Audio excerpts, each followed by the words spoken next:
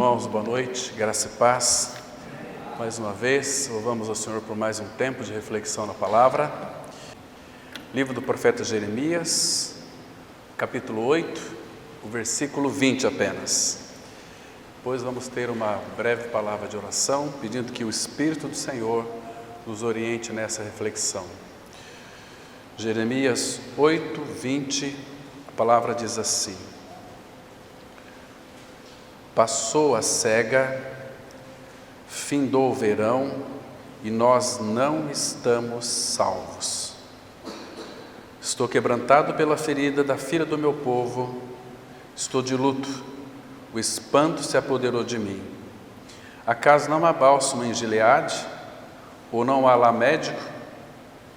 Por que, pois, não se realizou a cura da filha do meu povo?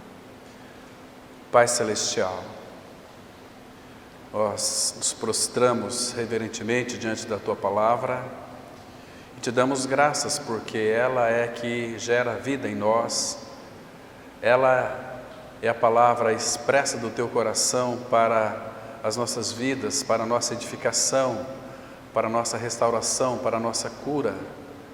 Por isso, Pai, nós colocamos nas Tuas mãos esse tempo de reflexão bíblica. Que Teu Espírito lance luz sobre o nosso entendimento.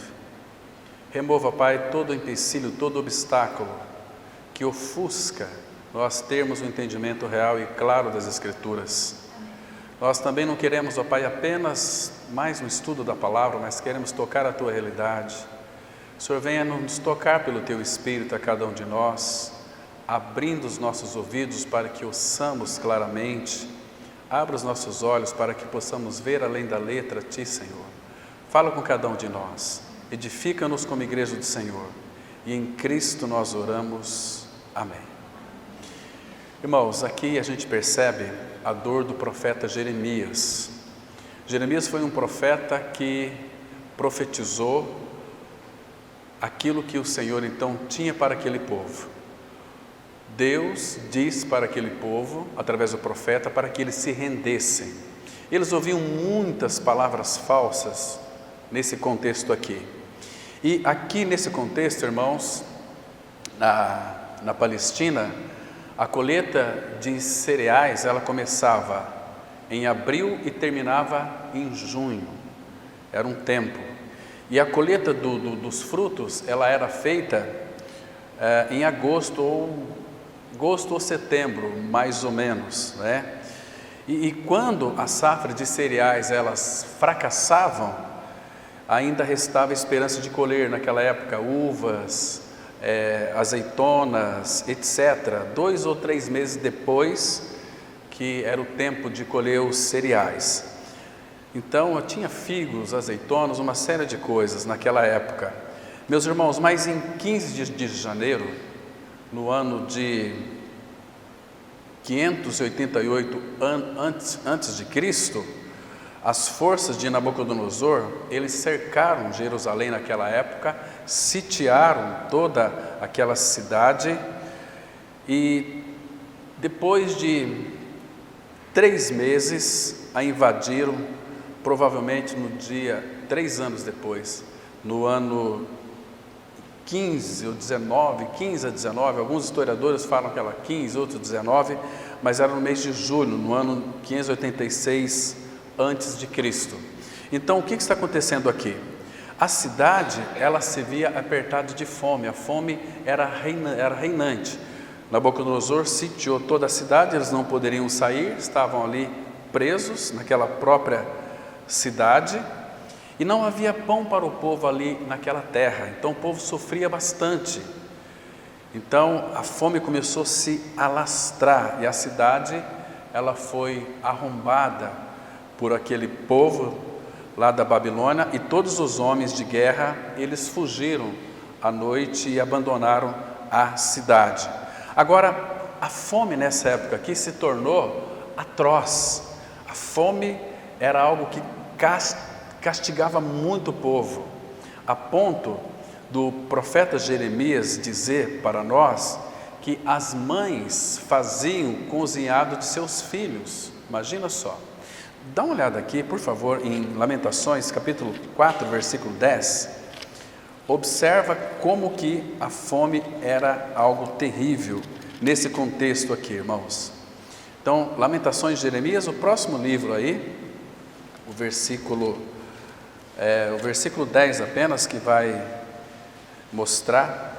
E aqui Jeremias está retratando também as dores, os momentos de aflição, de sofrimento que eles estavam passando por causa do cerco.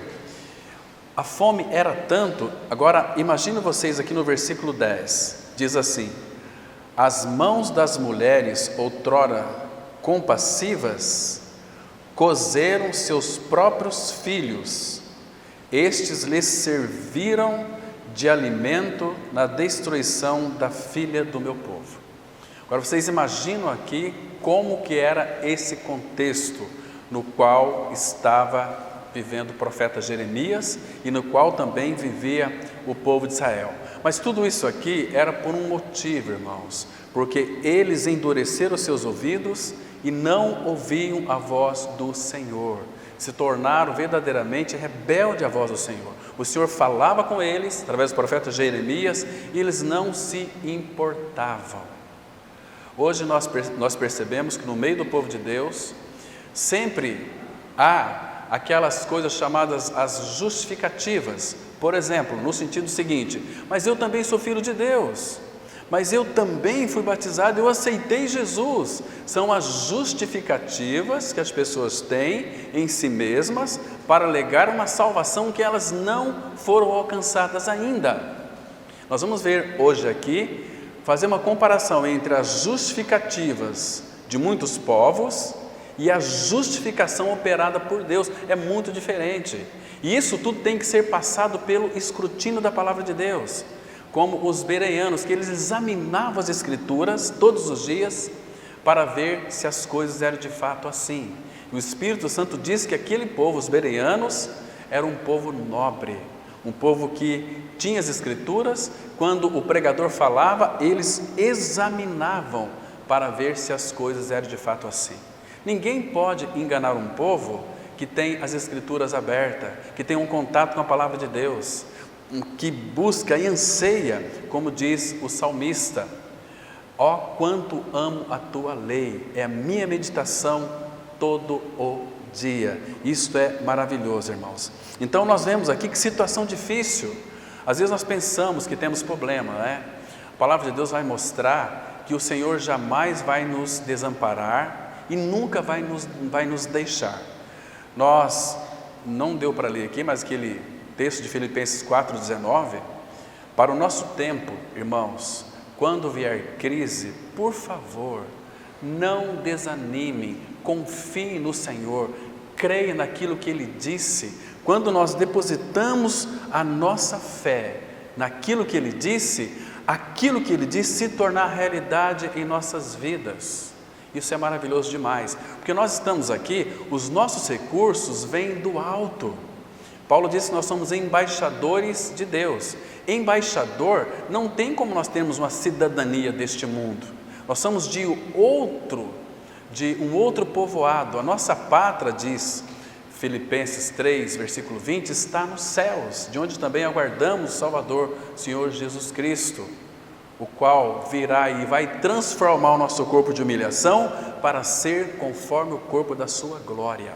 Então, irmãos, nossos recursos não vêm de homens, nossos recursos vêm de cima. Tudo vem de cima para nós. A palavra de Deus é muito clara. Toda a riqueza nossa, todo dom supremo, tudo aquilo que nós precisamos vem do nosso Rei Jesus para nós. Agora, espiritualmente falando, este reino foi colocado dentro de nós, ele está em nós, ele habita em nós. O Rei dos Reis habita em nós. Então, ele é a nossa segurança. E nós vamos ver hoje aqui que os efeitos que a justificação traz para nós é paz e segurança para sempre. Então, irmãos, nós nunca podemos ter medo de crises. Dentro desse contexto aqui, a gente pode analisar o seguinte: que quando um ímpio que não conhece o Senhor, quando ele passa por uma crise neste mundo, qual é a reação dele? Porque, irmãos, a nossa vida aqui na face da terra, humanamente falando, ela é de altos e baixos. Tem pessoas que hoje estão muito bem, mas tem pessoas que estão lá na sarjeta. Quando um ímpio passa por uma crise e aquela crise o afeta profundamente, ele pensa muitas vezes, inclusive até em suicídio. Quantas pessoas tivemos que socorrer de uma forma meio urgente, trabalhar naquela vida, porque ela tentou se suicidar. Na realidade, ela não tentou se suicidar, ela estava querendo, gritando socorro, alguém para apontasse um caminho, apontasse uma luz para ela. E às vezes a luz que ela procura no fim do túnel, às vezes é um trem que vem de lá para cá contra ela. Mas com o nosso Deus não é assim. O nosso Deus e Pai é aquele que nos socorre em nossas tribulações. É aquele que pega firme conosco, é aquele que sofre junto conosco, é aquele que nos ama com amor, irmãos, se nós compreendêssemos o quanto somos amados pelo Senhor, nós descansaríamos na suficiência deste amor, porque o amor de Deus em nós, ele traz uma segurança bastante significativa.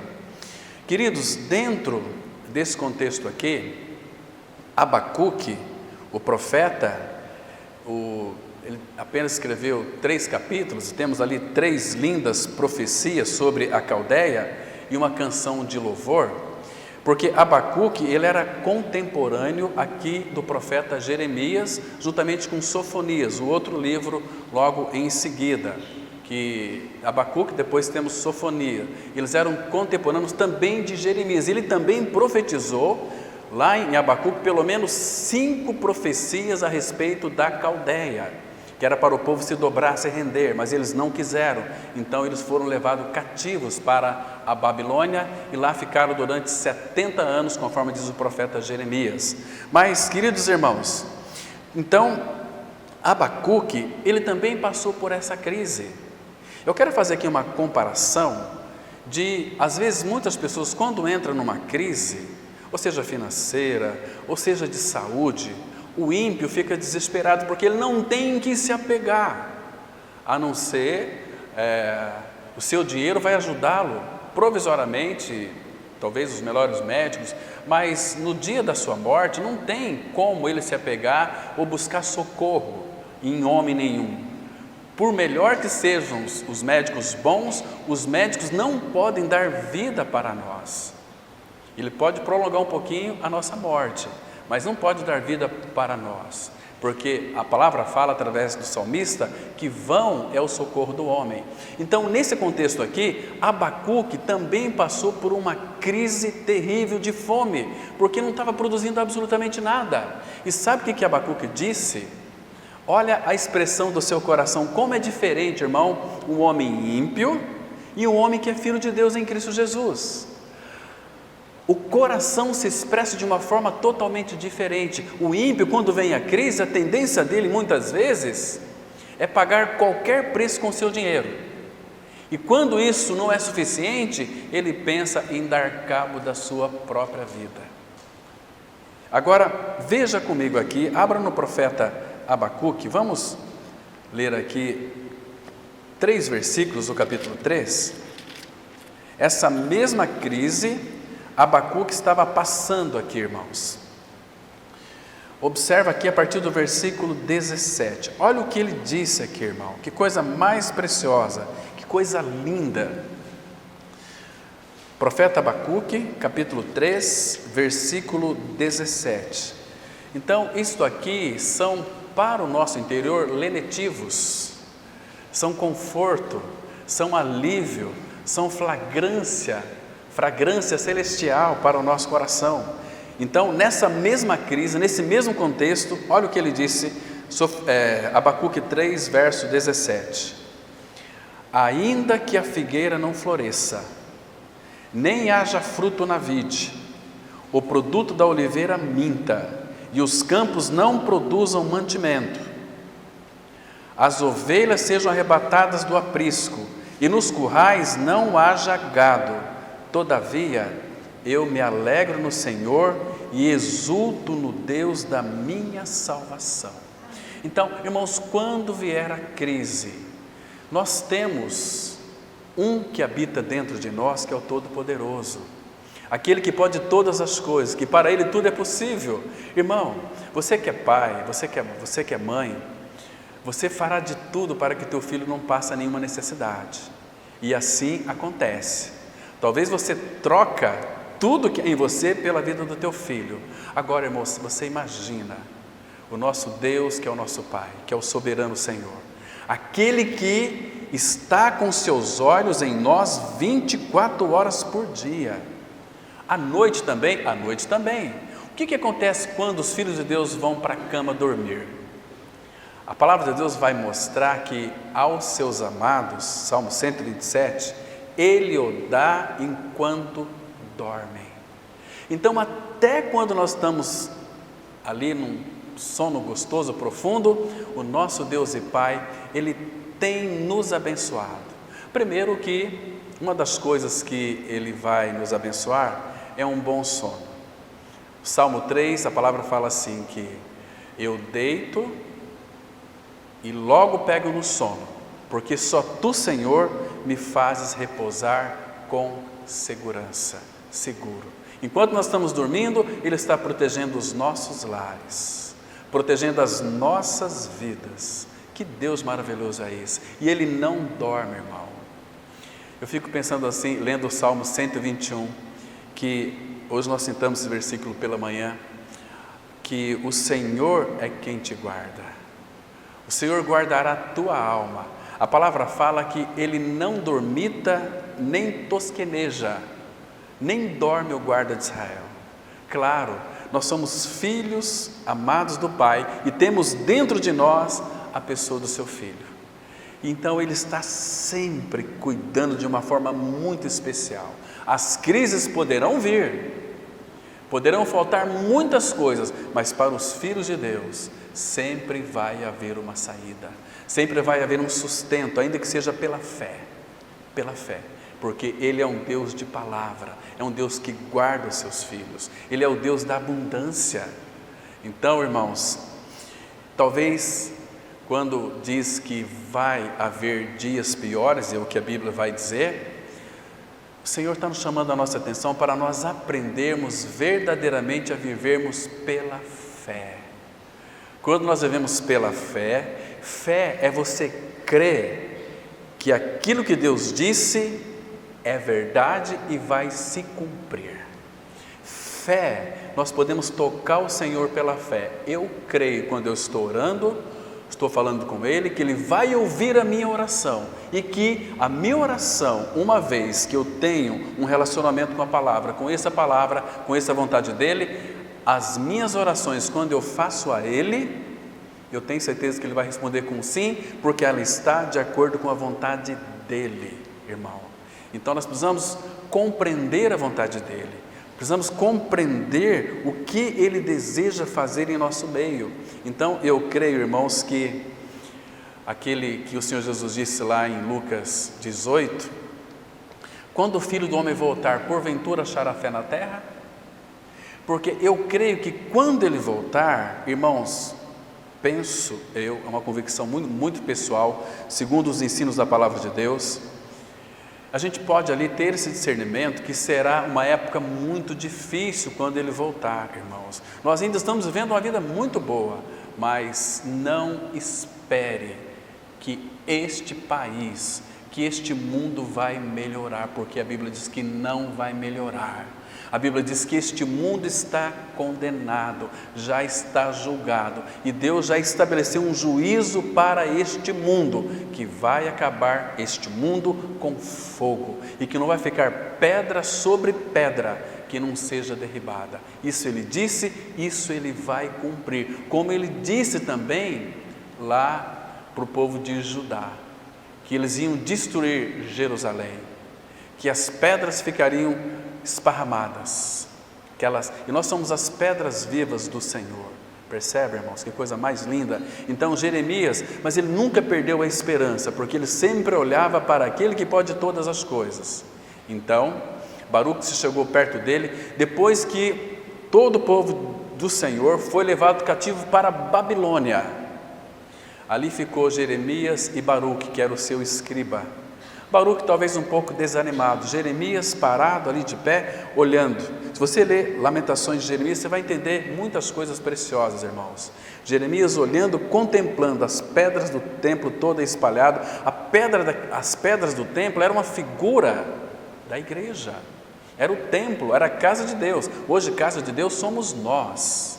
Eu e você somos casa de Deus, somos habitados pelo Senhor. Cristo é a nossa vida, o Espírito habita em nós, o Pai habita em nós, a Trindade habita em nós. Irmãos, você veja o quão privilegiado nós somos de termos a vida eterna. Então Jeremias estava olhando, contemplando, e Baruque, um pouco desanimado, disse para ele: Jerusalém foi destruída, está toda acabada. Será que ela será edificada ainda? Jeremias voltou-se para Baruque e disse o seguinte: ela vai ser edificada sim, mas agora no coração dos homens. Que coisa linda! Aquele que é o edificador, o Senhor Jesus Cristo, vem para dentro de nós, e Ele é aquele que nos edifica. Então nós temos a responsabilidade de edificarmos uns aos outros, partindo o pão uns aos outros. Eu disse algum tempo atrás, numa das nossas reuniões, que não é vergonhoso para um filho de Deus passar fome de pão. O que é vergonhoso é nós não termos pão para repartir, porque o pão que é Cristo habita em nós. Queridos, Moisés escreveu o seguinte, e Jesus também disse para Satanás, lá na tentação no deserto, que não só de pão viverá o homem, mas de toda a palavra que procede da boca de Deus. Então o justo vai viver pela fé, irmãos. Isso é maravilhoso. Então Ele tem o poder e a capacidade de nos sustentar pela fé. Irmãos, por isso que nós estamos vivendo um tempo de buscar o Senhor, um tempo de nos encher de fé, um tempo de nos voltarmos para a palavra de Deus e termos um avivamento genuíno, não um avivamento anímico de alma, que precisa de recursos humanos para poder gerar talvez uma certa coisa totalmente desalinhada. Misericórdia, irmãos. A alma gosta muito disso, de movimentos, estão me compreendendo? E muitas vezes a alma está inflada, mas no outro dia já está murcha ali na sarjeta. Agora, uma vida no Espírito, uma vida em Cristo Jesus, é uma vida assegurada pelo Senhor, é uma vida de união com Cristo. Nós já estamos lá pela fé, assentados nos lugares celestiais em Cristo Jesus. Então, a Jerusalém celestial, ela seria edificada no coração dos homens. Ele profetizou isso, dizendo que na nossa mente Ele escreveria suas leis, no coração Ele as inscreveria. Então, tudo veio para dentro de nós, tudo está em nós dentro, não externamente. A nossa glória não é aquela glória que Moisés tinha, lembra? Abram comigo aqui, por favor, em 2 Coríntios capítulo 7, 2 Coríntios capítulo 7, um versículo tão maravilhoso, irmãos. 2 Coríntios capítulo 7, que diz assim: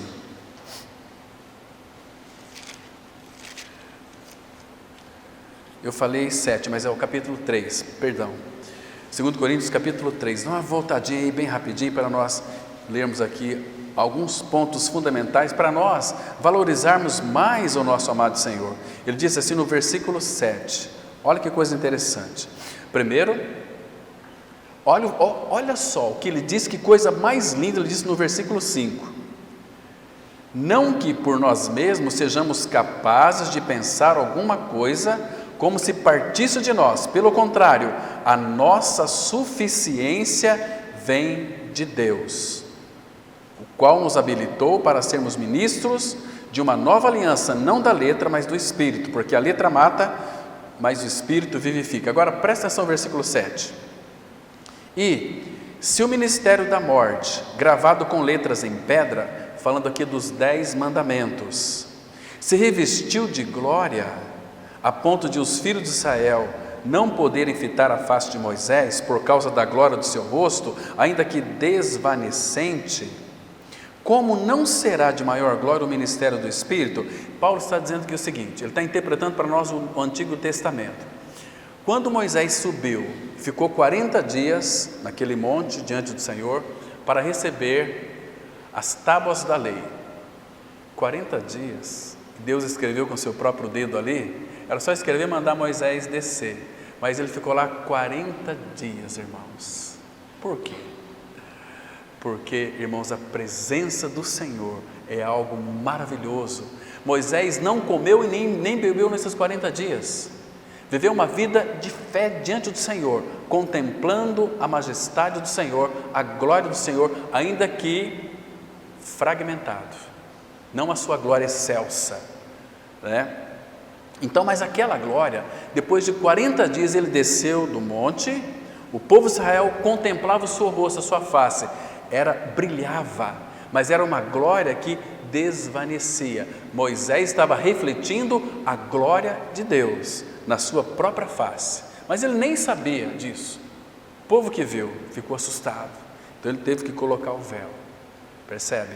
Agora, irmãos, aqui o apóstolo Paulo em seguida ele diz o seguinte: como não será de maior glória o ministério do Espírito? Porque o Espírito Santo agora vem para dentro de nós, não no nosso exterior, não aquela glória que era externa e desvanecente. E ele continua dizendo aqui no versículo 9: porque se o ministério da condenação foi glória, em muito maior proporção será glorioso o ministério da justiça, porquanto, na verdade, o que outrora foi glorificado neste respeito já não resplandece diante da atual sobre excelente glória, porque se o que se desvanecia teve sua glória, muito mais glória tem o que é permanente.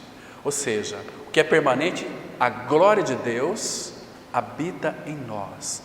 O Pai é a glória, o Filho é a glória, o Espírito Santo é a glória. Esta glória habita dentro de nós. Essa glória não é desvanecente, mas ela agora é permanente, habita em nós para sempre.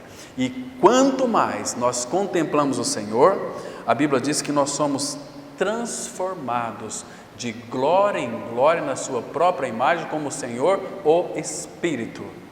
2 Coríntios 3, verso 18, está aqui bem pertinho. Quanto mais nós contemplamos ao Senhor, como podemos contemplar o Senhor? Irmão, pela sua palavra. Irmão, ali num lugar a sós com Ele, buscar a face dEle, não buscar tantos pedidos.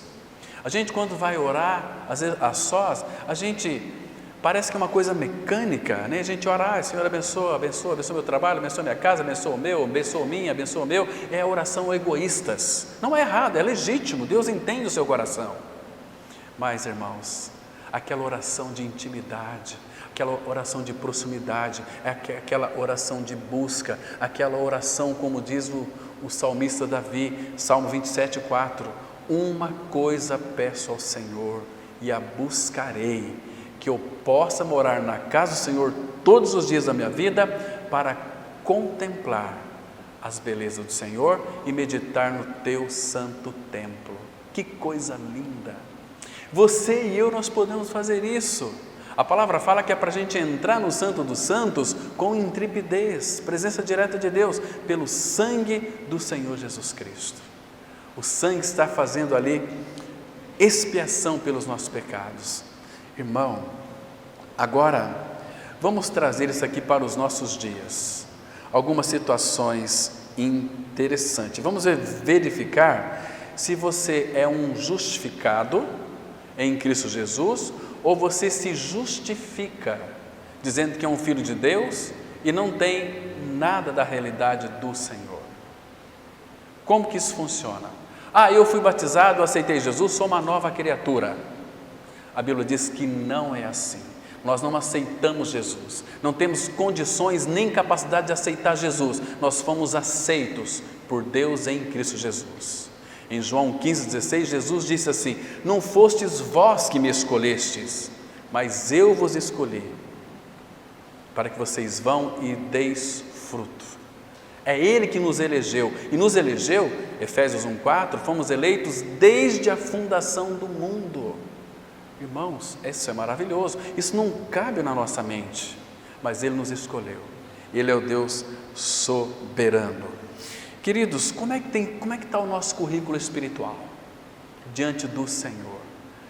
Será que nós temos muito mais coisas para agradecer ao Senhor, ou temos muitas coisas para pedir ao Senhor ainda?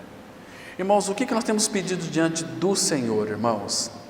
Olha, irmãos, uma pessoa ela pode ser batizada nas águas, ela pode participar da ceia, ela pode pregar a palavra de Deus, ela pode louvar, pode participar de reunião de oração, fazer uma série de coisas, contudo, não ter uma experiência real de conversão.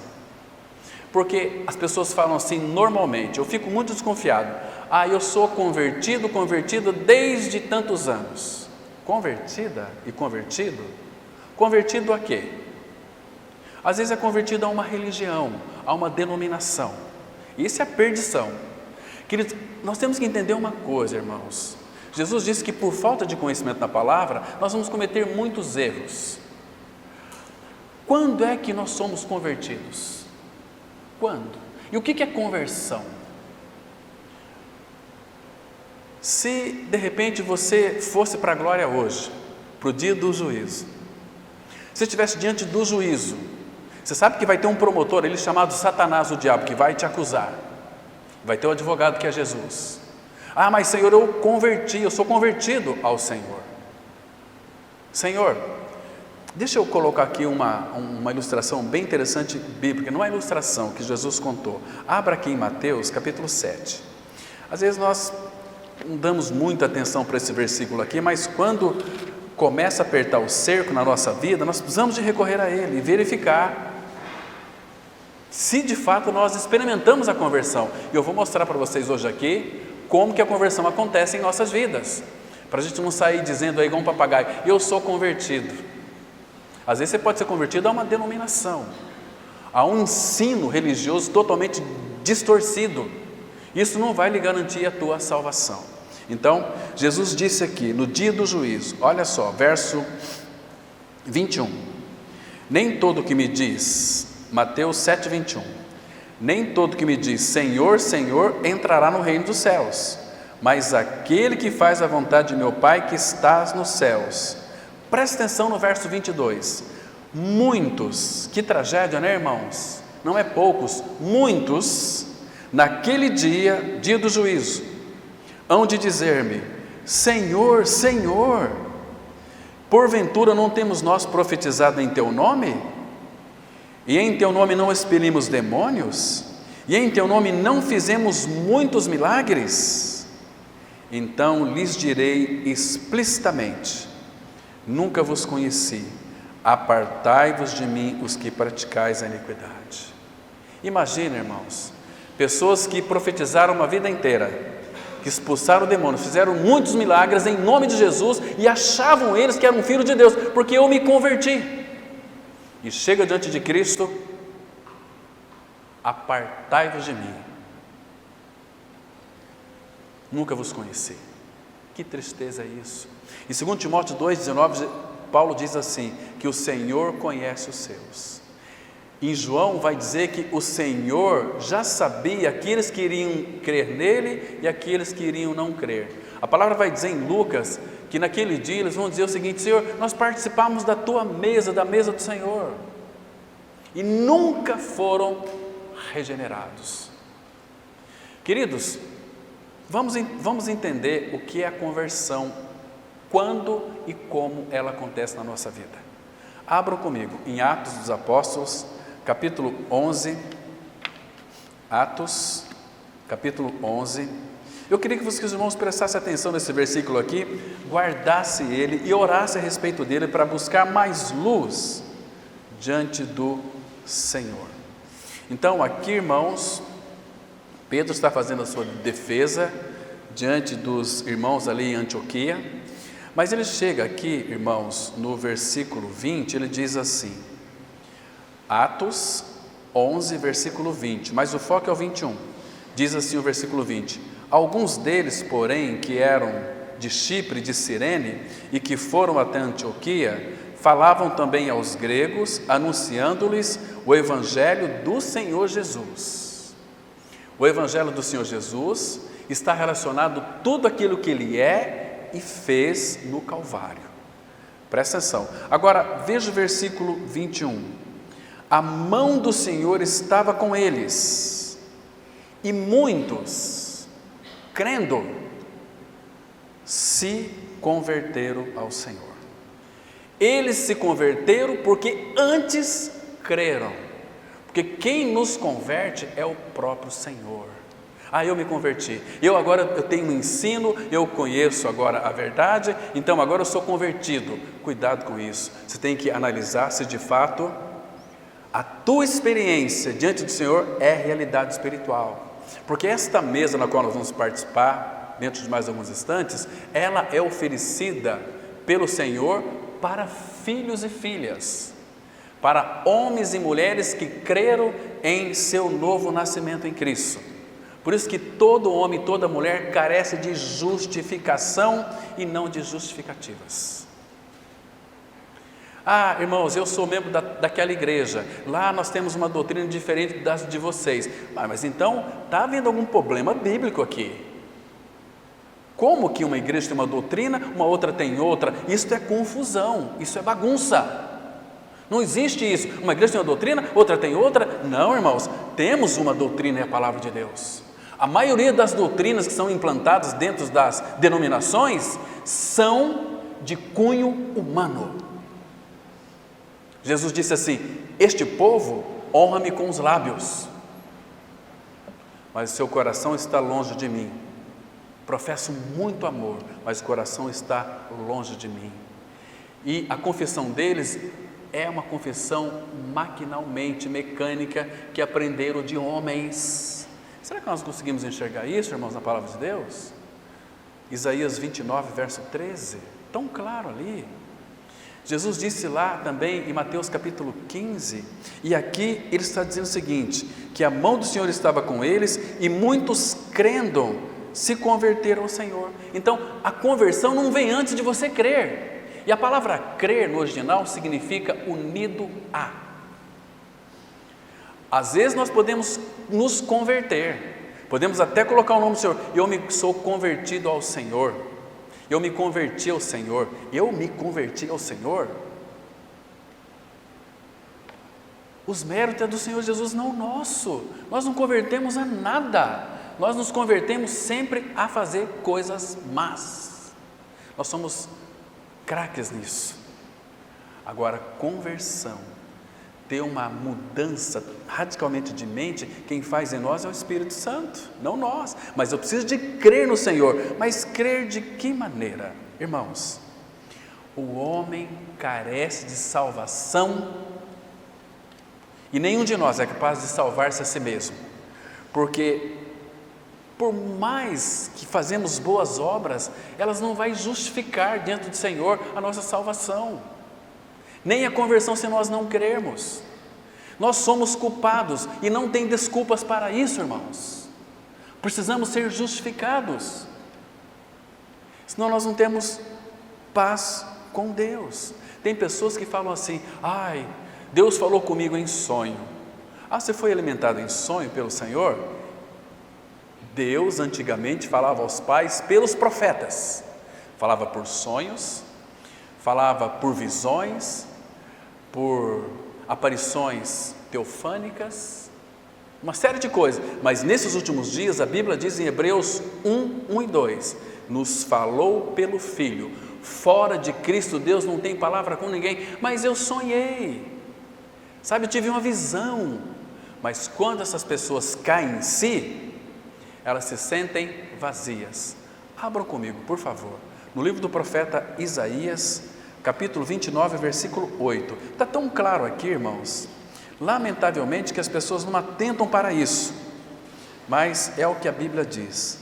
Isaías 29, versículo 8. Presta atenção o que ele está dizendo aqui.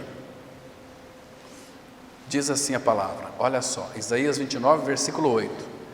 Será também como o faminto. Irmãos, todos nós temos fome, sede de Deus. Agora, que tipo de alimento que nós estamos comendo? Será que é palha ou é a palavra de Deus? Nós temos o cuidado aqui, irmãos, de verdadeiramente não sair das Escrituras Sagradas. Se a gente sai das Escrituras Sagradas, aí entra o sentimentalismo, entra o emocionalismo, eu preciso de sentir a presença de Deus, preciso ficar com arrepios. Isso aí é tudo anímico, vem da alma, porque todos nós somos carentes. Até um cachorrinho, e se você não dá atenção para ele e fica pulando, imagina nós, seres humanos. Quando as pessoas te abraçam e falam que você é filho de Deus, aí você pega aquilo para si. Eu sou filho de Deus. Ai, você é uma nova criatura, mas você nunca nasceu de novo, porque as pessoas disseram que você toma aquilo para si. Eu recebo essa palavra para mim, eu recebo, mas que palavra que você está recebendo? É de homens ou é de Deus? Então, irmãos, olha só aqui, 29:8, será também como o faminto que sonha que está a comer, mas acordando sente-se vazio, ou como o sequioso, que sonha que está a beber, mas acordando sente-se desfalecido e sedento. Assim será também toda a multidão das nações que pelejarem contra o monte Sião, o monte de Deus, a palavra de Deus. Você está percebendo aqui? Sonham. Por isso que os cultos hoje têm que ser avivados. O louvor tem que ser avivado, tem que ter uma movimentação, tem que ter globos, tem que apagar as luzes, tem que ter paredes pretas, tem que ser um monte de coisa e vamos fazer a festa. O povo, a alma gosta disso, irmãos. Cadê Cristo e a cruz? Se Cristo e a cruz for pregado lá, podemos todos nós nos membrarmos a esse local de reunião, porque ali está havendo palavra, mas não tem palavra, irmãos. A palavra de Deus está sendo nesses últimos dias, o povo tem buscado e não tem encontrado a palavra. Tem pessoas, irmãos, que conversam conosco e imploram, abrem uma comunidade aqui na nossa cidade, aqui não tem palavra, mas tem mais de 200 igrejas, cadê palavra? Hoje as pregações são voltadas para as necessidades das pessoas e não para as demandas do Senhor no meio do povo de Deus. E o povo está crescendo, tendo conhecimento totalmente confuso, por isso que há tantos movimentos confusos, pessoas trazendo arca dentro da igreja, pessoas fazendo campanha disso, campanha daquilo. Onde é que está escrito isso na Bíblia, irmão? Porque os homens estão falando, nós temos que obedecer. Está lá escrito lá em Hebreus capítulo 3, obedecei os vossos guias. Ele também falou, cuidado com os guias cegos. Um cego guiando o cego, ambos vão cair no barranco. E é um abismo infinito esse barranco aqui. Não tem fundo. É terrível, irmãos. Há tanta gente iludida, tanta gente enganada, mas elas gostam de ser iludidas, gostam de ser enganadas, disse o profeta Jeremias. Está pensando que isso aqui é conversa de pastor? Não é, palavra de Deus. Abra aí em Jeremias capítulo 5, versículo 30 e 31. Jeremias 5, 30 e 31. Observa aqui que coisa interessante, olha o que a Bíblia está dizendo. Coisa espantosa e horrenda se anda fazendo na terra. Jeremias 5, verso 30 e 31. Coisa espantosa e horrenda se anda fazendo na terra. Os profetas profetizam falsamente, e os sacerdotes dominam de mão dadas com eles. É o que deseja o meu povo. O povo gosta de ser iludido, de ser enganado. E aí Deus disse, porém, que fareis quando estas coisas chegarem ao seu fim? O que vai acontecer quando teu coração parar de bater, você descer para a sepultura? Você diz que era um convertido, mas você nunca foi convertido e convertida, porque nunca creu, como está escrito, que você foi justificado. Então temos muitas justificativas. Aí eu sou nascido de novo, sim, eu aceitei Jesus, eu fui batizado, eu sou um obreiro lá na minha igreja. Já te mete um crachá em você, né? Para identificar o irmão ali. Fica lá servindo. Precisamos de despertar do sono, irmão. Jesus Cristo está voltando. Ele está vindo para buscar a sua igreja, a sua noiva. O profeta Isaías, eu sempre falo, vou falar de novo aqui. Algum tempo atrás perguntaram para o Senhor Jesus: são muitos os que vão ser salvos? Ele começou dizendo o seguinte: olha, não tem mais pequenino rebanho. Depois ele foi dizendo que como foi nos dias de Noé. E sabe o que ele disse também? Que no sacudir da oliveira, uma oliveira tem muitas azeitonas, milhares delas. Dessas milhares de azeitonas, no sacudir da oliveira, diz que vai ficar 5, 2, 3, meu Deus, no meio de 10 mil, só 2 que vai ser salvas. Queridos, você tem certeza do seu novo nascimento? Você tem convicção de que se Deus nos chamar hoje, você vai para a glória, você já está na glória? Falando com muito amor, não podemos brincar com esse assunto, irmão. Talvez muitos aqui na nossa cidade está correndo o risco de morte eterna, nunca mais verão a luz. Muitos que viveram durante muitos anos dentro de uma comunidade, mas nunca experimentaram o novo nascimento, nunca nasceram de novo. Há muita gente atrás dos púlpitos dizendo ao povo que está tudo bem, que está tudo normal e assim mesmo, que as coisas vão melhorar, confie em Deus, crê em Deus, mas cadê Cristo? Dizem para as pessoas que elas estão em paz, que tudo vai ficar bem. A Bíblia diz que não é assim. Abram comigo no próximo livro aqui, Ezequiel capítulo 13, Ezequiel 13, vamos ler o versículo 10, Ezequiel 13, verso 10, olha o que a Bíblia diz, irmão, versículo 10, todo o contexto é contra os falsos profetas, que passam apenas uma caiação, diz assim, olha o 10, não dá para a gente ler tudo, visto que andam enganando, sim, enganando o meu povo, dizendo, paz, quando não há paz, e quando se edifica uma parede, e os profetas a caiam, passa uma caiação, igual assim você vê os disfarces que muitas vezes tem, em todas as cidades tem, onde os prefeitos mandam passar ali uma caiação, no meio fio, né? Passa um cal ali, que ele escorre, vem uma chuva, sai tudo, caiação, muitos passam caiação, uma palavra mentirosa, uma palavra para suprir as necessidades daquelas pessoas que têm anseio por Deus, por Cristo, este alimento é negado a elas. Olha o verso 16, todo esse capítulo vai falar disso, irmãos.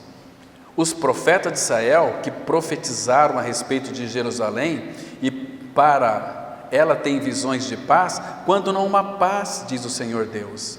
Se não há paz, por que não há paz? A Bíblia diz em Isaías 57, 20 e 21, que para os ímpios, para os perversos não há paz. Agora, como que eu posso ter esta paz? Como que eu posso ser regenerado? Como que eu posso ser uma pessoa convertida pelo Senhor? É quando eu sou justificado. Jesus Cristo foi dado para mim e para você. Ele foi para a cruz. E quando ele foi crucificado, irmãos, quando a cruz foi levantada da terra, ele estava ali. Antes da sua morte, ele nos atraiu assim. Fomos colocados no corpo de Cristo, João 12, 32. Jesus Cristo morreu. Quando eu creio que eu estava ali no corpo de Cristo, porque a Bíblia diz que fui atraído nele, ele morreu, mas eu também morri. Abra a sua palavra, por favor, aí em Romanos capítulo 5. Romanos capítulo 5. Ali ele estava me justificando, a mim e a você. Romanos capítulo 5. Olha só o versículo 1, irmãos, presta atenção aqui. Quando que haverá paz? Quando houver justificação genuína, diz assim, justificados, pois, mediante a fé, temos paz com Deus, por meio de nosso Senhor Jesus Cristo. Então, eu era inimigo de Deus, Ele sempre foi meu amigo, Então Ele me incluiu no corpo de Cristo, eu morri com Cristo, eu fui justificado. Agora vire a sua Bíblia aí no capítulo 6 de Romanos. Veja que coisa maravilhosa aqui, que coisa boa, irmãos. O versículo 6, 7 e 8 diz assim: sabendo isto, que foi crucificado com Ele o nosso velho homem. O velho homem é a tua natureza perversa, pecaminosa, velha, nojenta e podre. Desculpa a palavra, mas a Bíblia fala pior que isso. Eu estou sendo um pouco ameno ainda. A Bíblia diz que nós somos podre por essência, que nem urubu come a nossa carne. Imagina, que terrível é a nossa carne. Jesus disse em João 6,63: o Espírito é o que vivifica, a carne para nada aproveita. Paulo em Romanos 7, versículo 18, ele diz assim: porque eu sei que em mim, isto é, na minha carne, não habita bem nenhum.